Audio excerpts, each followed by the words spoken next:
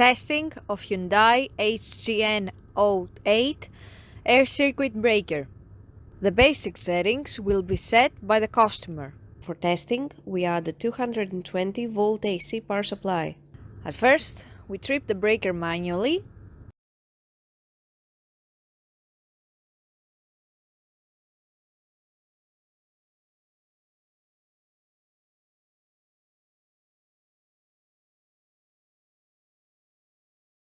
Then we trip the breaker with the help of the UVT. Next, we perform a short time delay test and the breaker trips almost instantly. And lastly, we perform a long time delay test, and after about 15 seconds, the breaker trips.